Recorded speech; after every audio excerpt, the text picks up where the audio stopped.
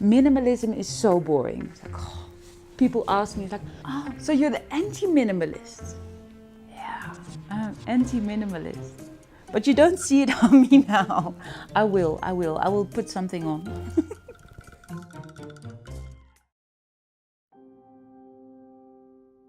What is art?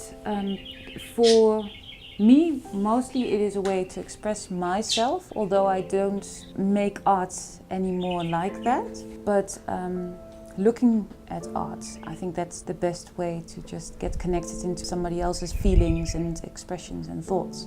So in that way, art for me is a window to somebody else's thoughts, feelings. Mostly, I think that art is just a capture of a moment as well, which is amazing, of course.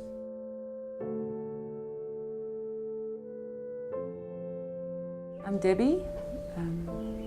I am a Dutch girl, moved to South Africa 5 years ago, and I started Blondat. Blondat is a small brand, still beginning, which I created from illustration. So I started with illustration and I created my own kind of vision around it, and it resulted in prints.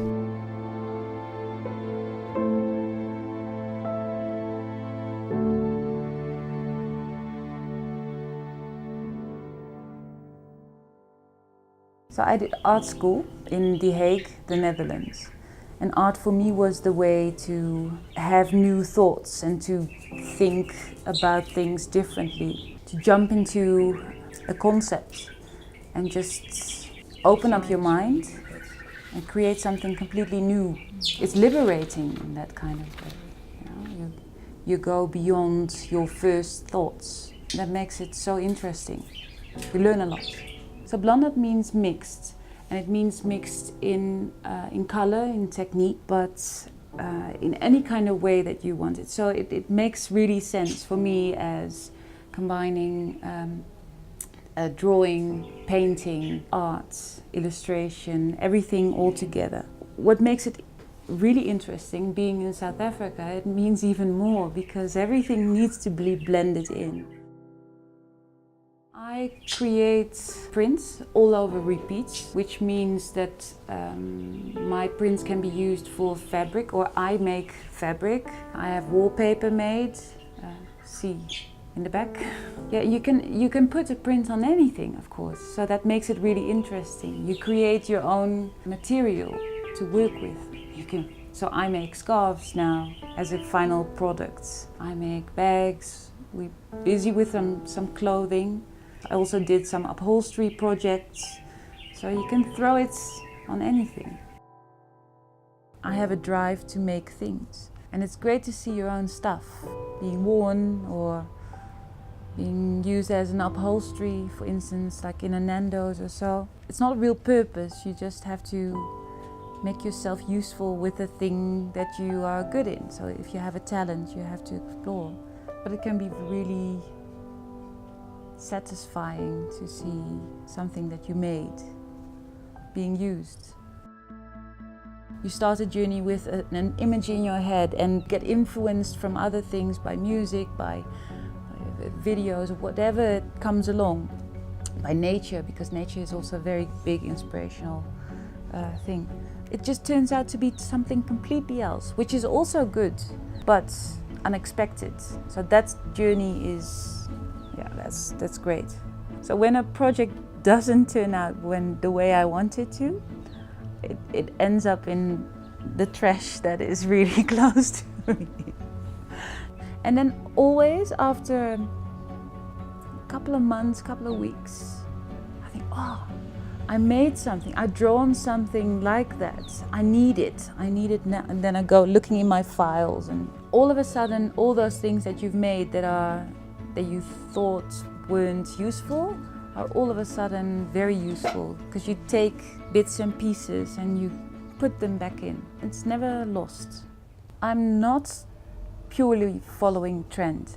It guides me a bit and it keeps me more focused on things that I like. So I pick what I like, of course, and then let my own inspiration or a journey guide that, but it's not dictating. Because when it's starting to dictate me as an artist then, or as a creative, then it's wrong.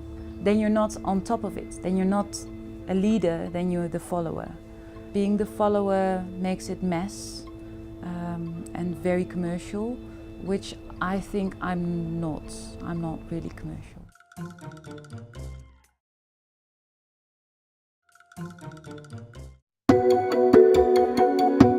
My family thinks it is really exciting because they've seen me from little girl always being busy with drawing and sketching and stuff, and they now see that I can really make something and a product and also maybe make some money with it. So that's quite exciting. I think they kind of like it. They like that visual, that product. What does my family think? I was always drawing as a child, and I always wanted to be a drawing teacher. Came across a school where they had textile in their education. So I went to that school because I wanted to do something creative. My influences are not a specific artist, but I do get a lot of inspiration from the older arts. As much as I love the Rembrandt, I love the Matisse, so it's the older famous artists as well as the unknown, because you get something from everybody. So the one is really good in light, the other one has a special touch in the pencil, the other one has a really big stroke with it. So you get your inspiration from a lot of artists. I don't have a specific one. I do have some favorites, of course, but I think the list is like this. There's a long list.